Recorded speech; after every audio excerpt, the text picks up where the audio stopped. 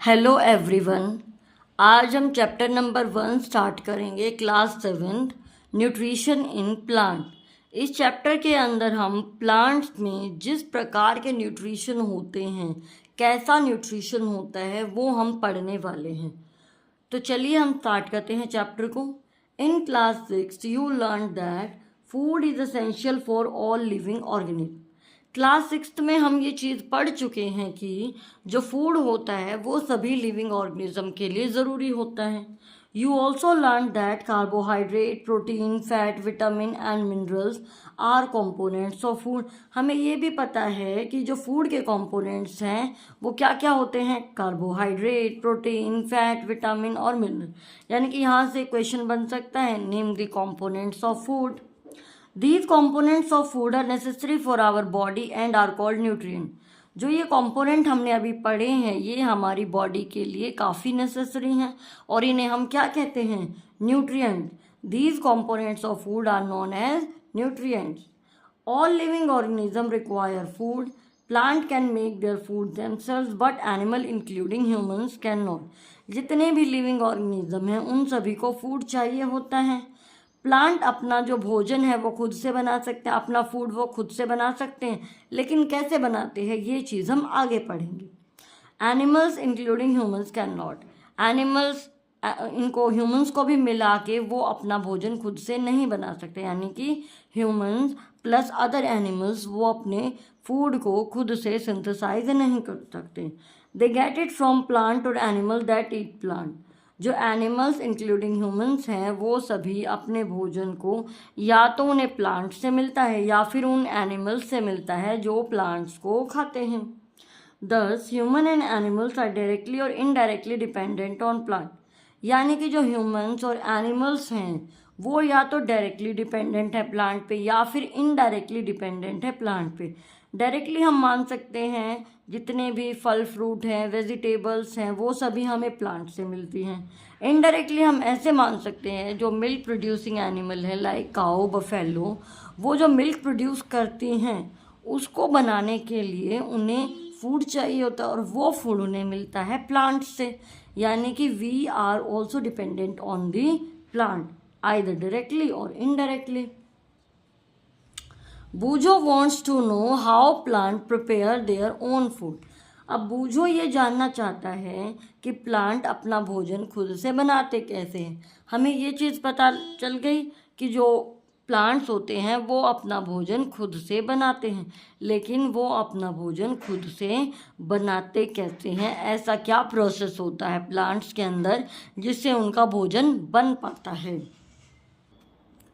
Mode of nutrition in plant. Nutrition करने का तरीका क्या है प्लांट्स के अंदर वो हम पढ़ने वाले हैं।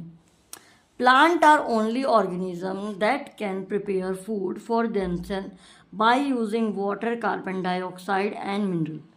प्लांट ही ऐसे ऑर्गेनिज्म हैं जो अपना खाना खुद से बना सकते हैं। उनको क्या चीज़ चाहिए खाना बनाने के लिए, वाटर चाहिए, कार्बन डाइऑक्साइड चाहिए और मिनरल्स चाहिए। प्लांट इकलौते ऐसे ऑर्गेनिज्म हैं जो अपना भोजन खुद से बना सकते हैं। The raw material are present in their surrounding. जो ये रॉ मटेरियल हमने पढ़े हैं, वाटर, CO2 और मिनरल, ये उनके सराउंडिंग में प्रेजेंट होते हैं।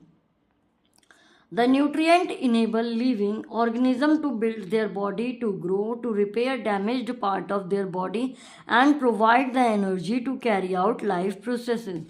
जो न्यूट्रिएंट्स हमने पढ़े हैं वो किसी लिविंग ऑर्गेनिज्म को इस लायक बनाते हैं कि उनकी बॉडी ग्रो कर सके, उनकी बॉडी बिल्ड हो सके और जितने भी डैमेज पार्ट हैं उनको रिपेयर की जा सके।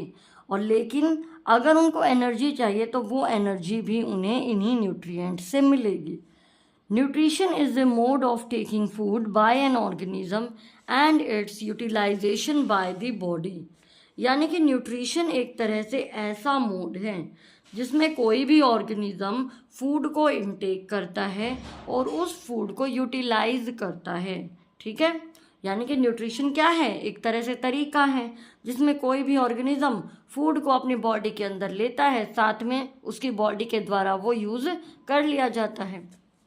The mode of nutrition in which organisms make food themselves from simple substances is called as autotrophic. ऐसा मोड ऑफ न्यूट्रिशन मतलब न्यूट्रिशन का एक ऐसा तरीका जिसके अंदर कोई भी ऑर्गेनिज्म अपना खाना खुद से बना रहा है। फ्रॉम सिंपल सब्सटेंसेस से अगर कोई ऑर्गेनिज्म अपना भोजन खुद से बना रहा है तो इस मोड ऑफ न्यूट्रिशन को हम कहते हैं ऑटोट्रॉफिक। ऑटो का मतलब होता है सेल्फ और ट्रोफोस का मतलब होता है नरिशमेंट, यानी कि अपनी नरिशमेंट खुद से कर ली, यानी कि अपना भोजन खुद से बना लिया।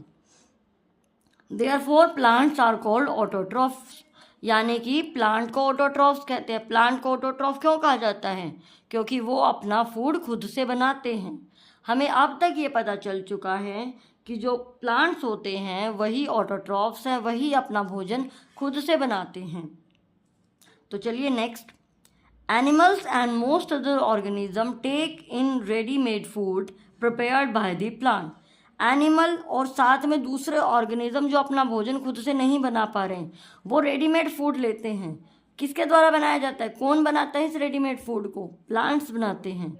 दे आर कॉल्ड एज हेट्रोट्रॉफ। जो एनिमल या कुछ ऐसे ऑर्गेनिज्म जो अपना खाना खुद से नहीं बना पा रहे हैं उन्हें क्या कहते हैं? हेट्रोट्रॉफ्स। हेट्रो मीन्स दूसरे पे जो डिपेंडेंट हैं, यानी कि ऑटोट्रॉफिक मोड ऑफ न्यूट्रिशन हमने पढ़ा, हेट्रोट्रॉफिक मोड ऑफ न्यूट्रिशन पढ़ा। Plants are known as autotrophs and other animals who can not make their food themselves are called as heterotroph. जो अपना खाना खुद से नहीं बना पा रहे वो हेट्रोट्रॉफ्स हैं। पहेली wants to know why our body cannot make food from carbon dioxide, water and minerals like plant do। पहेली ये जानना चाहती है कि भाई हमारी बॉडी खुद से खाना क्यों नहीं बना पा रही। अगर हमें कहीं से CO2 कार्बन डाइऑक्साइड मिल जाए, वाटर मिल जाए या मिनरल मिल जाए। हमें इस चीज़ का पता चल चुका है कि जो प्लांट्स है वो अपना फूड खुद से सिंथेसाइज करते हैं, खुद से अपने भोजन को बनाते हैं। Now we may ask where the food factories of plants are located, whether food is made in all parts of a plant or only in certain plant। अब हम ये जानना चाहते हैं, we may ask that जो plant का food factory है वो कहाँ पर है? प्लांट अपने फूड को बनाता कहाँ पे है? आखिर उसकी फैक्ट्री कहाँ है? क्या जो फूड है वो प्लांट के हर एक पार्ट में बनता है या फिर कुछ ऐसे सर्टेन पार्ट्स है जहाँ पर फूड बनता है?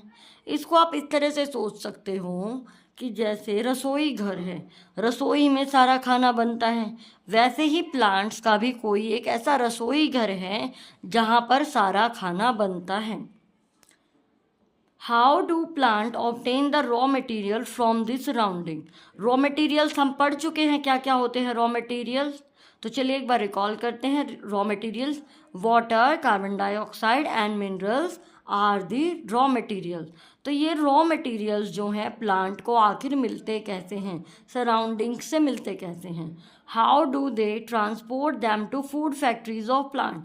फूड फैक्ट्रीज तक ये जो रॉ मटेरियल है वो कैसे पहुंचाए जाते हैं? तो इसी चीज़ को बताने के लिए हम नेक्स्ट टॉपिक कर रहे हैं, that is photosynthesis, food making process in plant. Photosynthesis एक ऐसा प्रोसेस है प्लांट्स के अंदर जिसकी वजह से फूड बनता है प्लांट्स में। Leaves are food factories of plant. जो प्लांट्स की लीव्स हैं वो क्या है? फूड फैक्ट्री हैं। प्लांट की फूड फैक्ट्री क्या है? लीव्स हैं, यानी कि प्लांट का रसोई घर पत्तियां हैं, लीव्स हैं। The synthesis of food in plants occur in leave. जो भोजन का बनना है, फूड का सिंथेसाइज है, वो कहाँ होता है? लीव्स में होता है।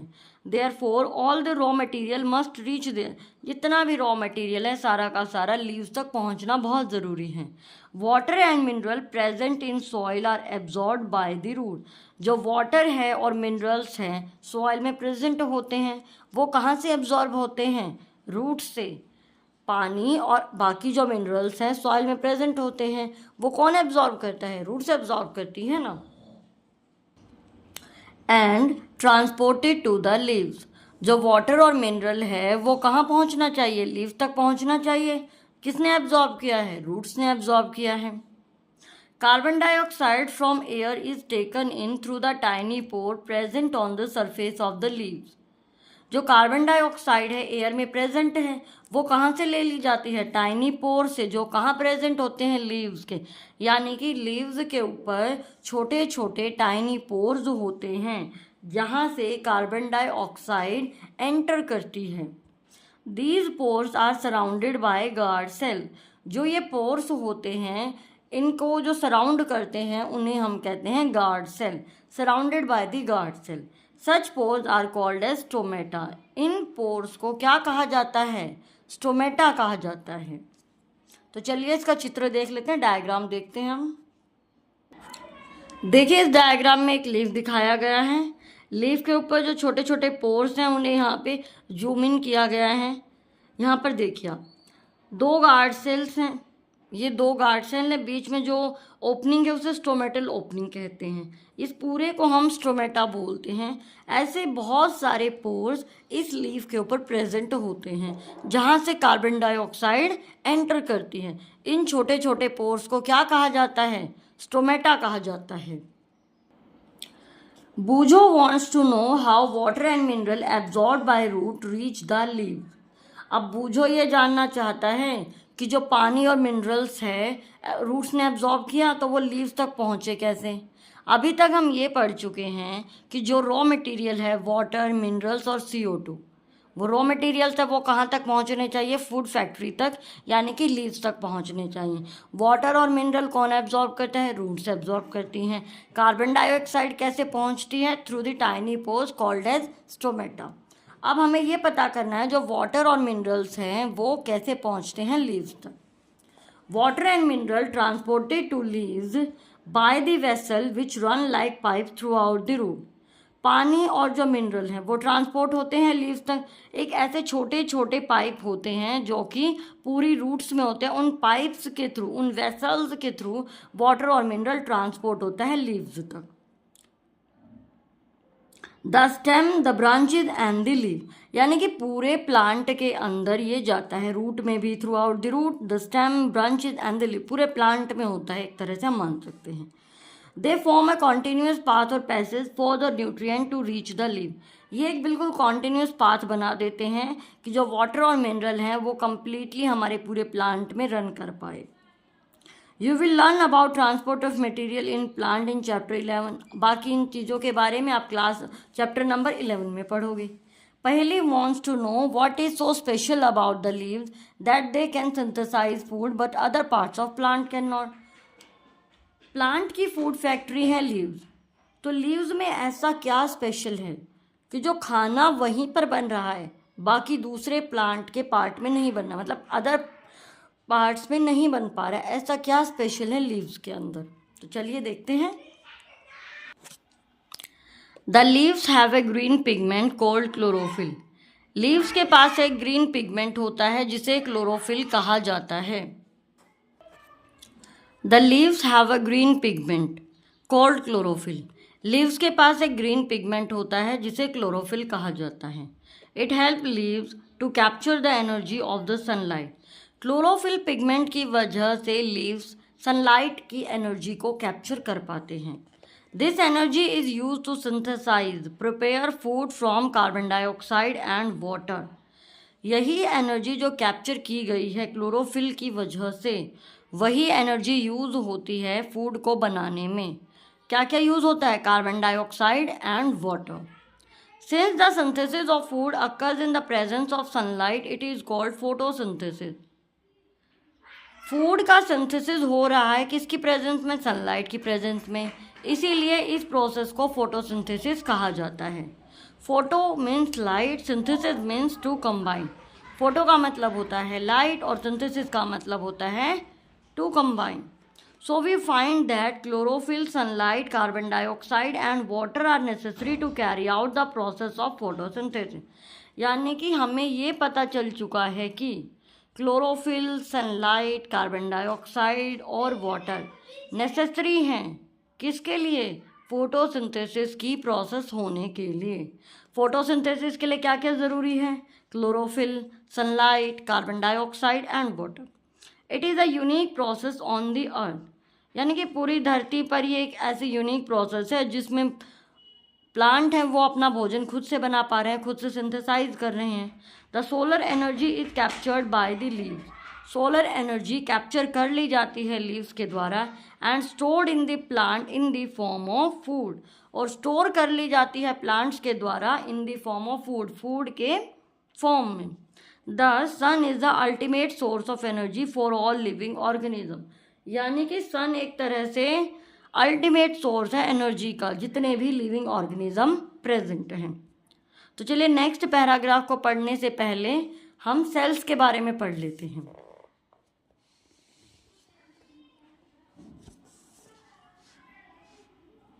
Sales, you have seen that buildings are made up of bricks. हमने ये देखा होगा कि जितनी भी बिल्डिंग्स हैं वो सारी ब्रिक्स से बनी हैं। सबसे पहले ब्रिक रखी गई, फिर बहुत सारी ब्रिक्स रखी गई, फिर पूरी दीवार बन गई, फिर पूरी बिल्डिंग बन गई, यानी कि उसकी जो मेन यूनिट है वो that is brick. Similarly the bodies of living organism are made of tiny units called cell. इसी तरह जो लिविंग ऑर्गेनिज्म की बॉडी है वो भी छोटी छोटी यूनिट्स से बनी है, जिसे क्या कहा जाता है, cells. Cells can be seen only under the microscope. Cells को हम नेकेड आई से नहीं देख सकते, उसे हम माइक्रोस्कोप के अंदर ही देख सकते हैं।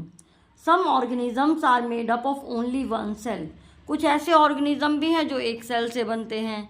एक सेल से जो बनते हैं उनका एग्जाम्पल अमीबा, पैरामीशियम है। The cell is enclosed by a thin outer boundary called the cell membrane.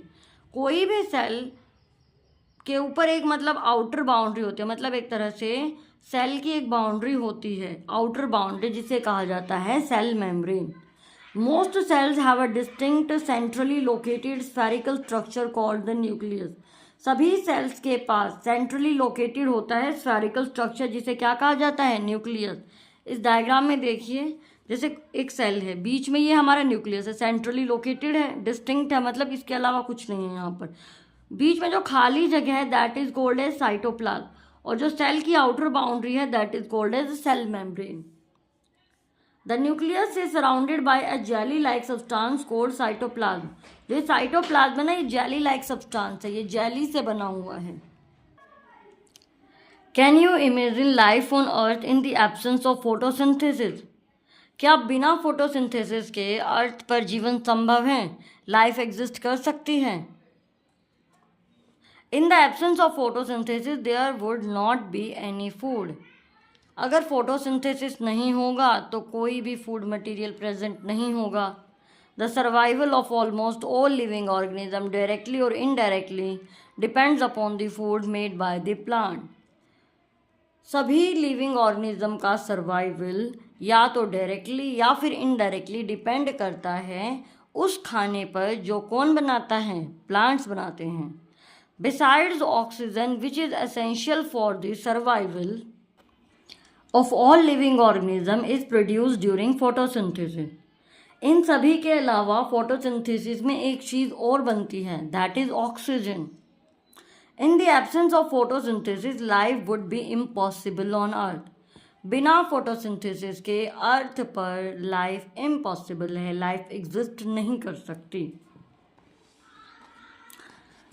Besides leaves, photosynthesis also take place in other green parts of the plant, in green stem and green branches. Leaves के अलावा जो photosynthesis है वो other green parts में भी होता है, यानी कि ग्रीन स्टेम में, ग्रीन ब्रांचेज में, इन सभी के अंदर भी फोटोसिंथेसिस होता है। The desert plant have scale और spine like leave to reduce loss of water by transpiration. जो डेजर्ट में प्लांट होते हैं लाइक कैक्टस, उनके अंदर क्या होता है, जो उनके लीव्स होते हैं ना वो कांटे के आकार के हो जाते हैं, मतलब स्पाइन लाइक हो जाते हैं, नीडल शेप बोल सकते हैं। क्यों हो जाते हैं नीडल शेप? ताकि ट्रांसपिरेशन से उनके वाटर का लॉस ना हो। These plant have green stem which carry out photosynthesis. उनके अंदर फोटोसिंथेसिस करने के लिए ग्रीन स्टेम्स होते हैं जो फोटोसिंथेसिस करते हैं। During photosynthesis, chlorophyll containing cells of leaves in the presence of sunlight use carbon dioxide and water to synthesize carbohydrate. देखिए भाई, फोटोसिंथेसिस के बारे में एक्सप्लेन किया गया है प्रोसेस। फोटोसिंथेसिस के दौरान क्या होता है, chlorophyll containing cells of the leaf, यानी कि ऐसे लीव्स के सेल, मतलब सेल एक तरह से जिनके अंदर क्लोरोफिल हैं, वो लाइट की प्रेजेंस में कार्बन डाइऑक्साइड और पानी को यूज़ करते हैं क्या बनाने के लिए? कार्बोहाइड्रेट बनाने के लिए। The process can be represented as an equation, इस प्रोसेस को हम इस तरह से दिखा सकते हैं। Carbon dioxide plus water in presence of sunlight and chlorophyll, product क्या बन रहा है? Carbohydrate and oxygen. कार्बोहाइड्रेट और ऑक्सीजन बन रहा है, यानी कि फूड का एक ही कंपोनेंट बन रहा है यहाँ पर कार्बोहाइड्रेट, अदर कंपोनेंट जो हैं डिफरेंट प्रोसेस से बनते हैं। तो चलिए डायग्राम हमने देख लिया था पहले। यहाँ पर स्टोमेटा दिखाया गया है, लीफ के ऊपर टाइनी पोर्स हैं, उन्हें हम स्टोमेटा कहते हैं, जिसके साथ में 2 गार्ड सेल्स होते हैं, बीच में स्टोमेटल ओपनिंग होती है। अब इधर एक डायग्राम दिखाया गया है, डायग्राम शोइंग द फोटोसिंथेसिस। सन है, सन से सनलाइट मिल रही है, ग्रीन लीव्स को मिल रही है, जिसके पास क्या है? क्लोरोफिल है। CO2 टाइनी पोर्स यानी कि स्ट्रोमेटा से अंदर जा रही है और ऑक्सीजन हमारी बन के बाहर आ रही है। वाटर और मिनरल्स रूट्स के थ्रू हमारे इस प्लांट के अंदर जा रहे हैं। ये डायग्राम है जो फोटोसिंथेसिस को डिफाइन कर रहा है। नेक्स्ट देखिए, during the process oxygen is released, इस प्रोसेस में ऑक्सीजन रिलीज हो रही है हमारी, CO2 अंदर जा रही है, ऑक्सीजन बाहर आ रही है। The carbohydrate ultimately get converted into starch, carbohydrate last में बिल्कुल किस में कन्वर्ट हो जाता है? स्टार्च के अंदर। The presence of starch in leave indicates the occurrence of photosynthesis, the starch is also a carbohydrate. Starch की प्रेजेंस लीव्स के अंदर इस चीज़ को दिखाती है कि उनके अंदर फोटोसिंथेसिस हो रहा है, और जो स्टार्च है वो भी एक कार्बोहाइड्रेट है। फर्स्टली कार्बोहाइड्रेट बनता है, उसके बाद कार्बोहाइड्रेट कन्वर्ट हो जाता है स्टार्च के अंदर। Next, Bujo has observed some plant with deep red, violet और brown leaves. बूजो ने कुछ ऐसे प्लांट देखे होंगे भाई जिनके ग्रीन लीव्स नहीं हैं, उनके डिफरेंट कलर हैं, deep red, violet, brown leaves. He wants to know whether these leaf also carry out photosynthesis. अब उसके दिमाग में क्यूरियस क्वेश्चन है, क्यूरियोसिटी ने जन्म लिया कि भाई फोटोसिंथेसिस उनमें होगा या नहीं होगा, क्योंकि वो तो ग्रीन नहीं है। ग्रीन नहीं है तो मीन्स उनके अंदर क्लोरोफिल भी नहीं है। तो चलिए हम इसको समझने के लिए एक्टिविटी करते हैं, एक्टिविटी समझते हैं। Take 2 potted plant of same kind, 2 same तरह के हमने गमले वाले पौधे ले लिए, गमले में लगाए गए हैं। कीप 1 इन द डार्क और इन अ ब्लैक बॉक्स, एक को हमने अंधेरे में रख दिया या एक ब्लैक बॉक्स के अंदर रख दिया फॉर 72 आवर्स, 72 आवर्स के लिए, and other in the sunlight, एक को हमने सनलाइट में रख दिया, एक को हमने डार्क रूम के अंदर रख दिया। Perform iodine test which leaves of both the plant as you did in class 6, हमें अब इन दोनों प्लांट्स के ऊपर आयोडीन टेस्ट करना है। आयोडीन टेस्ट के अंदर क्या होता था? आयोडीन टेस्ट कार्बोहाइड्रेट की प्रेजेंस को दिखाता था, स्टार्च की प्रेजेंस को। अगर आयोडीन सॉल्यूशन का कलर ब्लू ब्लैक हो जाता है, it means starch is present. Record your results. Now leave the pot which was earlier kept in the dark in the sunlight for 3 to 4 days and perform the iodine test again on its leaf. अब हमें क्या करना है?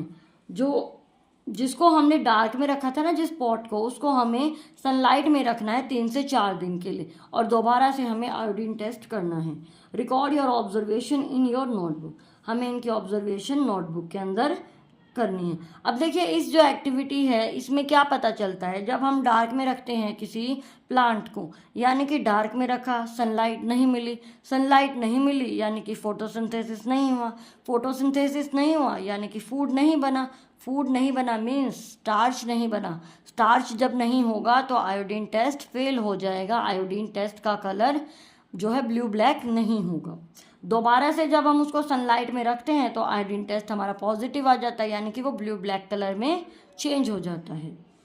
The leaves other than green also have chlorophyll, यहाँ पर सबसे important बात है यहाँ पे कि जो लीव्स जो ग्रीन नहीं हैं उनके पास भी क्लोरोफिल होता है।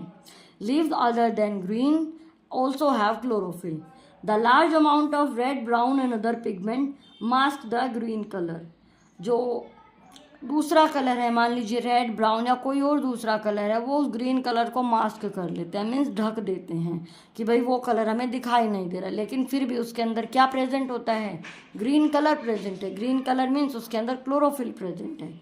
Photosynthesis take place in these leaves also. Photosynthesis इनके अंदर होगा क्योंकि इनके अंदर भी ग्रीन कलर प्रेजेंट। यहाँ पर देखिए डिफरेंट कलर्स के हमें लीव्स दिखाए गए हैं। ये देखिए एक लीव, ये ग्रीन नहीं है हमारा लीव, दूसरे कलर ने इसको मास्क कर लिया है। You often see slimy green patches in the ponds और in other stagnant water body. हमने स्लाइमी ग्रीन कलर के पैचेस देखे होंगे पॉन्ड्स के अंदर या कुछ ऐसे स्टेगनेंट वाटर ठहरे हुए पानी में। These are generally form by the growth of organism called algae. जो ये ग्रीन कलर के पैचेस हैं, स्लाइमी ग्रीन कलर के पैचेस स्टेगनेंट वाटर में बन गए हैं, वो एक ऑर्गेनिज्म की ग्रोथ की वजह से होते हैं। उस ऑर्गेनिज्म का नाम है एल्गी। एल्गी की वजह से ये ग्रीन पैचेस बनी हैं। Can you guess why algae are green in colour? क्यों होते हैं वो ग्रीन कलर के? क्यों? क्योंकि उनके अंदर क्लोरोफिल प्रेजेंट है, यानी कि algae also contain the chlorophyll pigment. They contain chlorophyll which gives them green color. Algae can also prepare their own food by photosynthesis. Algae के अंदर भी क्लोरोफिल होता है जिसकी वजह से उन्हें ग्रीन कलर मिलता है। एल्गी भी अपना भोजन खुद से बना सकते हैं। क्यों? क्योंकि उनके पास क्लोरोफिल है। अभी हम इस चैप्टर का हाफ पार्ट कर रहे हैं, नेक्स्ट पार्ट में हम बाकी चैप्टर भी कर लेंगे। तो चलिए, thank you and bye bye.